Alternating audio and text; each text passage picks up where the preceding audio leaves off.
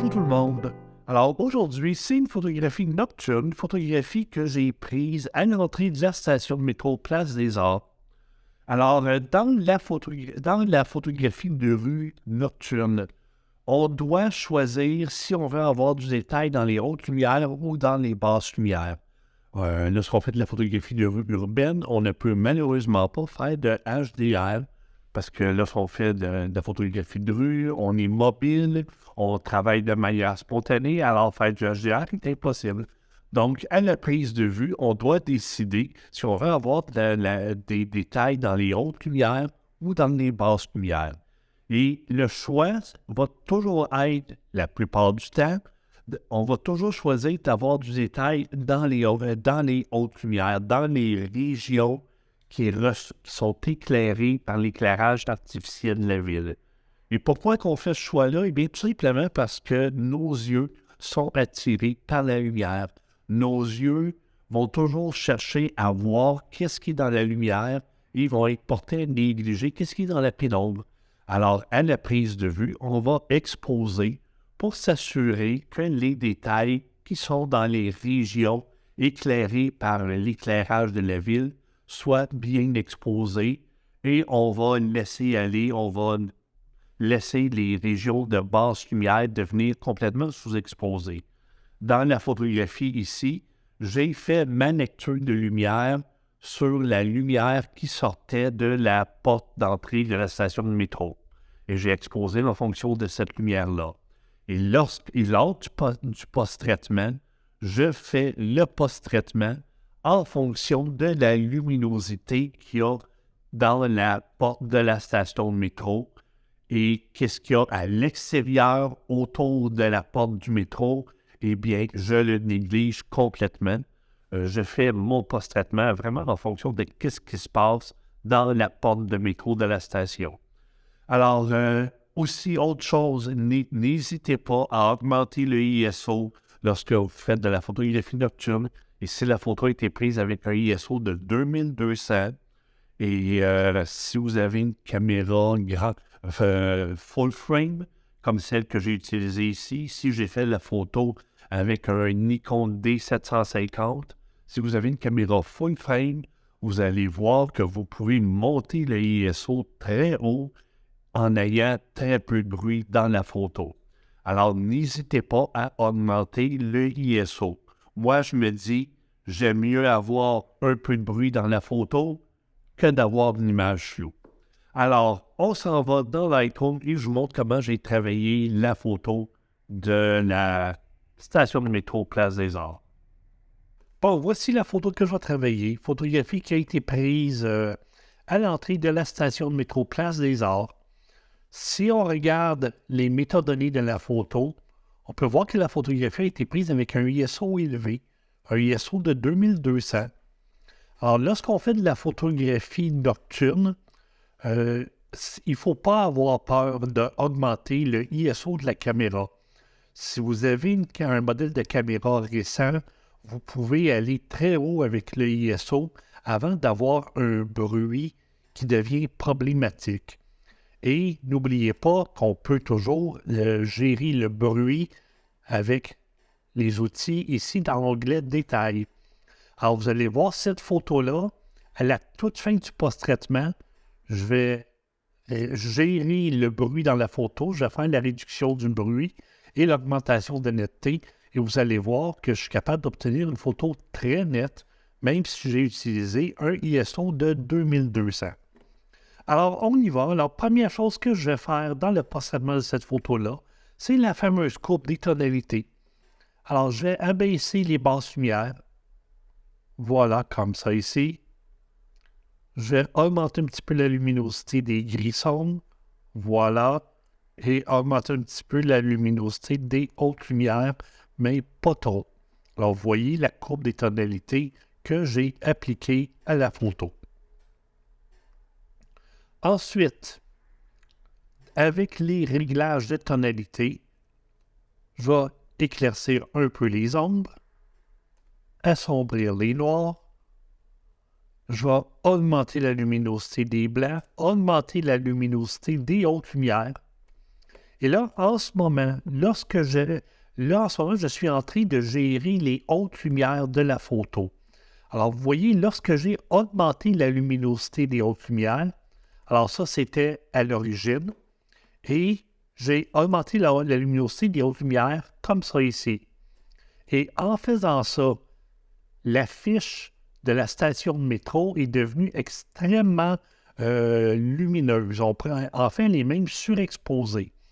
Alors, en ce moment, mon sujet, le point d'intérêt de la photo, c'est l'homme qui entre dans la station de métro. Alors, les réglages de tonalité ici, je les ajuste en tenant compte de la luminosité et du contraste que j'ai sur l'homme qui entre dans la station de métro. Et là, en ce moment, on peut voir que ici, c'est la porte est bien illuminée, l'homme est bien exposé. Je vais diminuer juste un petit peu le contraste comme ça ici. Alors, si on regarde la photo ici au niveau de la porte, c'est maintenant bien exposé et bien contrasté. Les autres détails de la photo vont être corrigés en retouche locale. Alors, la fiche de métro ici va être assombrie en retouche locale. Donc, lorsque vous travaillez des photographies nocturnes, commencez toujours par déterminer quel est le point d'intérêt de la photo et faites le post-traitement, c'est-à-dire la courbe des tonalités et les réglages de tonalité ici. Ajustez ces paramètres-là en fonction de la luminosité du point d'intérêt de la photo. Ensuite, les autres régions de la photo, vous allez les gérer en utilisant des outils de retouche locale. Donc, alors voilà, j'en suis rendu ici dans le traitement de ma photo. Je vais sous-exposer un petit peu, voilà, comme ça ici. Maintenant, je suis rendu à la retouche locale. Justement, j'en parlais il y a 2 secondes. Alors maintenant, je suis rendu à la retouche locale. Alors, dans un premier temps, je vais placer un dégradé radial que je vais placer comme ça ici, autour de l'homme et de la porte d'entrée de la bouche de métro. Voilà, je le place comme ça ici. Voilà. Et je vais assombrir qu'est-ce qui est à l'extérieur de l'image. Qu'est-ce qui est à l'extérieur du dégradé radial. Alors, je commence par diminuer l'exposition. Voilà. Et ensuite, je vais diminuer la luminosité des hautes lumières. Et là, je porte attention à l'affiche du métro. Alors, en diminuant l'intensité des hautes lumières, vous voyez, je retrouve une exposition qui est juste pour l'affiche de métro ici. Alors, sans le filtre radial, avec le filtre radial. Et là, je vais éclaircir un petit peu les zones. Question de ne pas perdre trop de détails ici dans le fond ou à l'avant-plan. Alors, sans le filtre radial, avec le filtre radial. Maintenant, le reste de la photo, c'est au niveau des couleurs que je vais devoir travailler l'image. Alors moi, j'aime bien le fait que la lumière qui sort de la bouche de métro ait une légère teinte jaunâtre. Alors, ce que je vais faire pour accentuer le contraste entre qu'est-ce qui se passe à l'intérieur de la station de métro et qu'est-ce qui se passe à l'extérieur de la station de métro, eh bien, je vais légèrement réchauffer les couleurs de la bouche d'entrée du métro et je vais ensuite refroidir les couleurs du paysage autour de la bouche d'entrée du métro. Alors, je vais utiliser pour faire ça un pinceau. Alors, je crée un nouveau masque.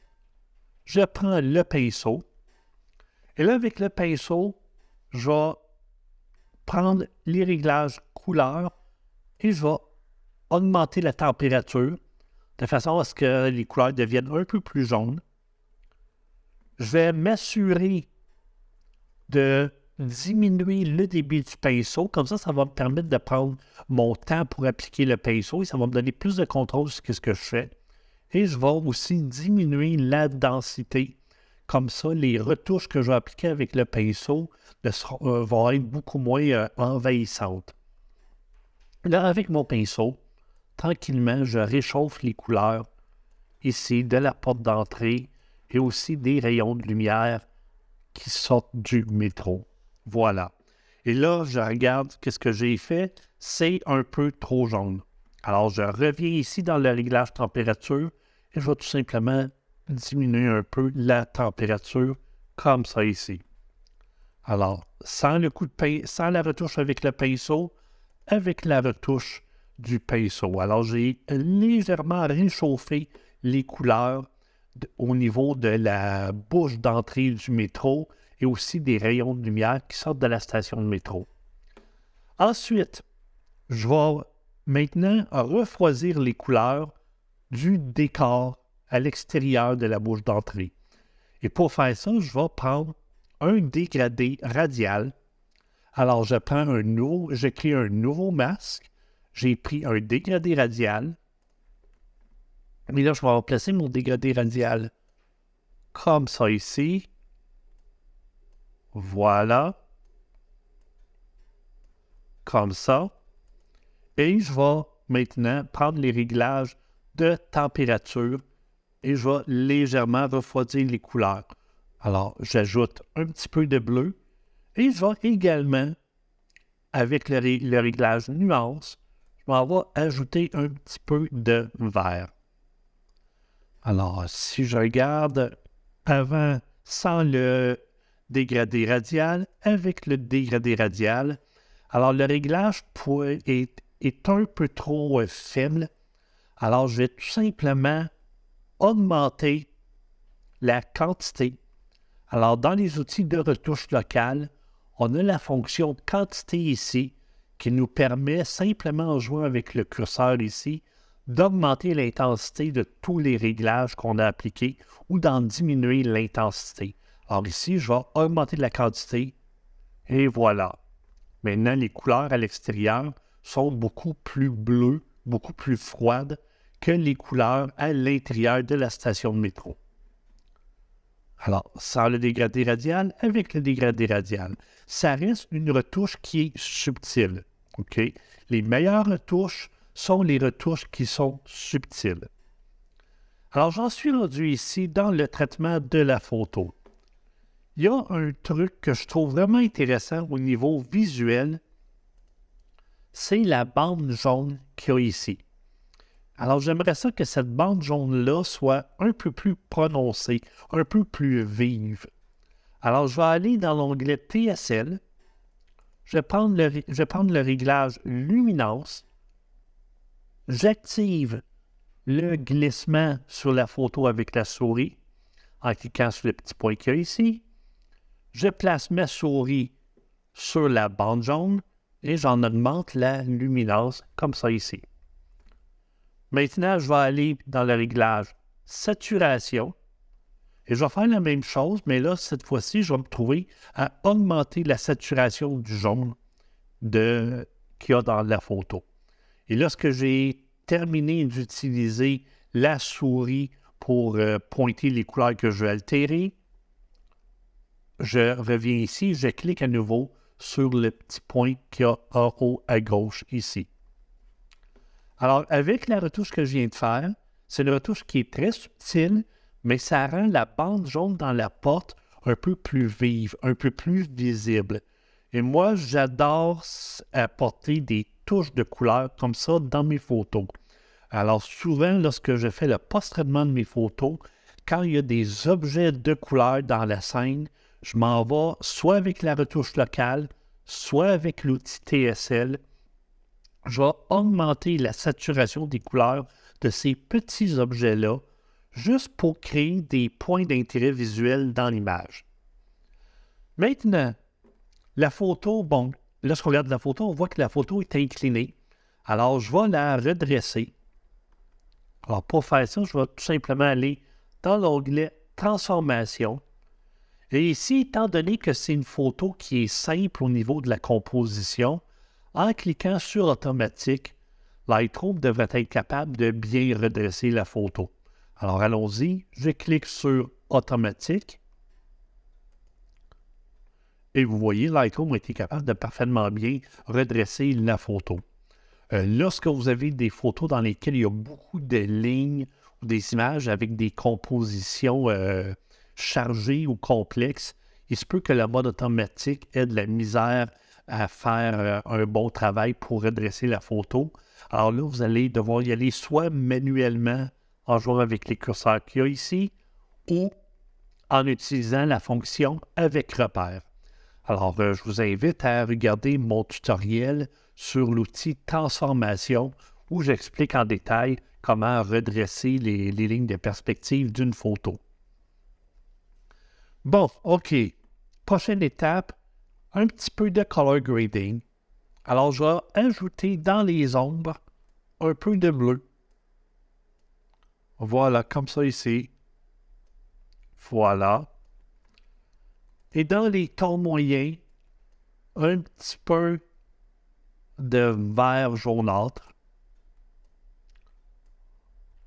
Voilà, comme ça ici. J'ajoute aucune teinte de couleur dans les hautes lumières. Ici, je vais me contenter d'ajouter un peu de jaune verdâtre dans les tons moyens et un peu de bleu dans les basses lumières, mais j'ajoute aucune teinte de couleur dans les hautes lumières et aucune teinte de couleur dans la photo dans sa globalité. Et là, je vais jouer avec la balance. Alors, je vais mettre la balance un peu vers la gauche. Comme ça, le bleu que j'ai ajouté aux ombres va légèrement dominer la photo. Et je vais diminuer un petit peu la fusion pour éviter que les deux teintes de couleur, celle des ombres et celle des tons moyens, se mélangent trop ensemble. Dernier détail à régler, eh bien, la correction du bruit. Alors, comme je disais au tout début, la photographie a été prise à 2200 ISO. Alors, lorsqu'on regarde la photo de près, eh bien, on peut voir qu'il y a du bruit dans la photo, mais le bruit est quand même très faible. Alors, c'est l'avantage de travailler avec une caméra full frame. Les caméras full frame vont toujours donner moins de bruit que les caméras APS. Alors ici, je vais réduire le bruit. Vous voyez, comme ça ici. Pas trop. Voilà. Rappelez-vous que lorsque vous utilisez la réduction du bruit, ça ne sert à rien de chercher à éliminer complètement le bruit. Vous pouvez toujours laisser un petit peu de bruit dans la photo. Alors ici, lorsque je regarde, là, il y a un très léger bruit qui reste dans l'image. Probablement que vous, sur le YouTube, que vous ne pourrez pas voir ce détail-là, mais il reste encore un très léger bruit dans la photo.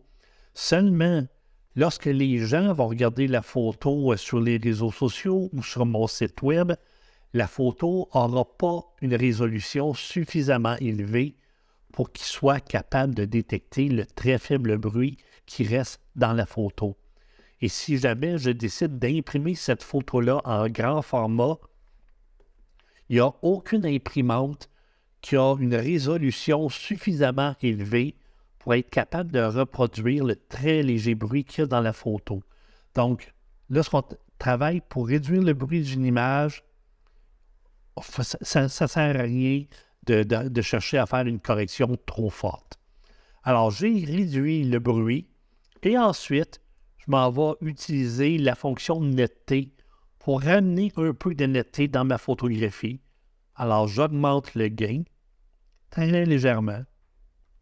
Ensuite, je maintiens la touche Alt enfoncée et j'augmente le rayon.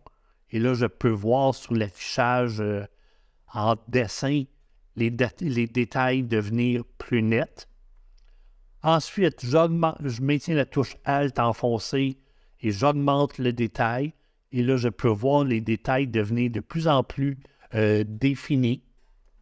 Et finalement, le masquage, je maintiens la touche Alt enfoncée et j'augmente le masquage et je masque jusqu'à temps d'avoir en blanc uniquement les détails dont je veux accentuer la netteté.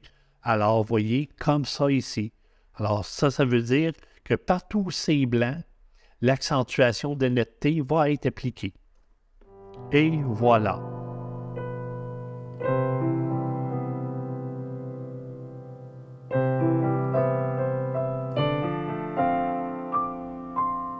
Alors voilà, J'espère que vous avez apprécié. Merci à ceux qui me suivent sur les réseaux sociaux. Si ce n'est pas fait, abonnez-vous à ma chaîne YouTube. Vous pouvez aller voir mon travail sur Instagram. Depuis quelques mois, j'ai également créé un compte sur le réseau social Vero. Alors, écoutez, merci à ceux qui me suivent. Abonnez-vous à ma chaîne YouTube. Et je vous dis à la prochaine et joyeuses fêtes. Joyeux Noël. Bye bye.